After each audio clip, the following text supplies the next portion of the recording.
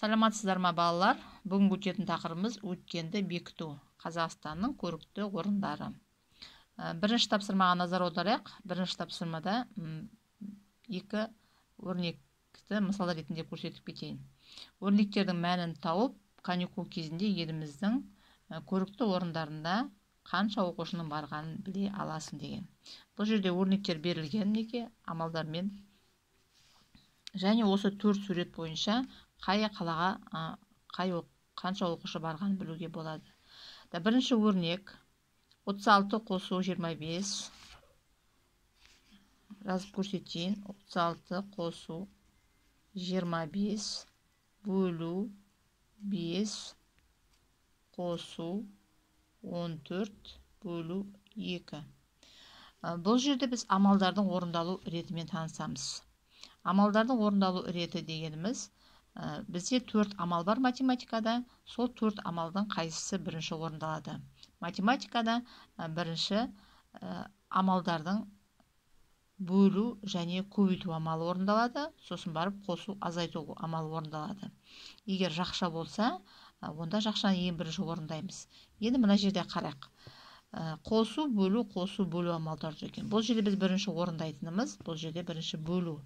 Қай бөлу бірінші тұрады, соны орындаймыз. Міне бізде мына жерде бірінші, мына 25-те 5-ке бөл бірінші тұр. Бұл бірінші орындалатын амалымыз. Екінші, мына бөлуді орындаймыз. Бұл екінші орындаймыз. Себебі екінші тұр бұл бөлу. Бөлулерді орындадық. Енді екі қосу қалды. Бұл қосулардың қайсысын бірінші орындаймыз? Әрине бірінші тұрған қосуды бірінші орындаймыз. Бұл үшінші амалымыз. Сосын мына қосуды орындаймыз. Бұл төртінші амалымыз. Сонда 4 амалмен шығарылады екен. Бірінші амалымызды орындаймыз. 25-те 5-ке бөлеміз. 5. Келесі екінші амалымыз мынау. 14-те 2-ке бөлеміз. 7. Енді үшінші амалға барайық. Мінекей үшінші амалымыз қосу. Үшінші амал 36-ға енді мына 5-ті қосамыз. Балалар шатаспаймыз. Мына 25-ті қайта қосуға болмайды. Себебі 25-ті мына 5-ке бөліп тастадық. Бізге шықты 5. Міне, біз 36-ны мына 5-ке қосамыз. 36-ны 5-ке қосқан кезде 41.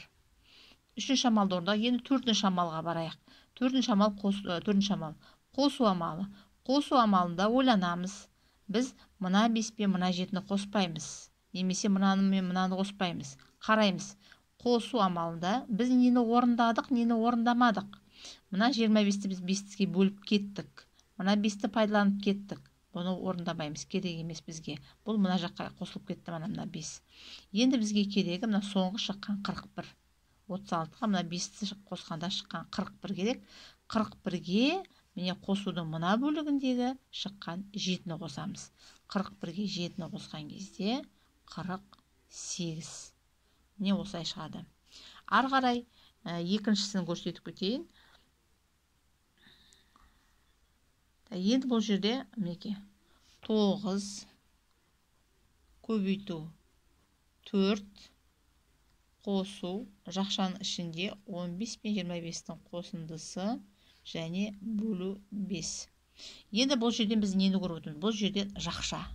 Жақша ең алдымен жүреді. Бөлуден де, көбейтуден де бұрын жақша жүреді. Жақшаның ішінде қандай амал тұрғаны бізге қажет емес. Қандай амал тұрса да біз жақшаны бірінші орындаймыз. 15-ке 25 қосу мінекей бірінші орындайтын амалымыз. Сосын мінекей көбейту, қосу, бөлу тұр. Қайсысын бірінші орындаймыз? Көбейту мен бөлудің қайсысы бірінші тұрса, біз соны орындаймыз. Міне, екінші амалымыз мынау. Сосын үшінші амалымыз мына бөлуге барамыз.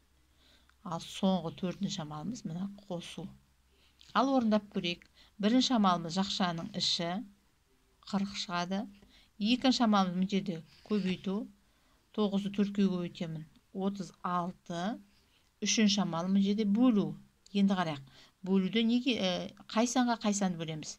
Әрине, жақшадан шыққан 40-қа мына 5-ті бөлеміз. 40-ты 5-ке бөлгенде 8. Енді 40-ты біз 5-ке бөліп кеттік. Бізге 40-ты пайдаланбаймыз енді. Бұл жерде енді пайдаланатымыз 8.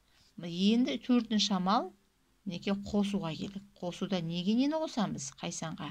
Мінекей 9-ға 4 қосқан шыққан 36-ға мына жақтан үшінші амалда орындалған 8-ді қосамыз. 36-ға 8 қосқанда шығады 44. Мінекей, өзімізге ыңғайлы болу үшін астына бірінші қай амалды бірінші орындаймыз, соны жазып алуымызға болады. Сосын үстіне орындалған шыққан сандарды жазып шығуымызға болады.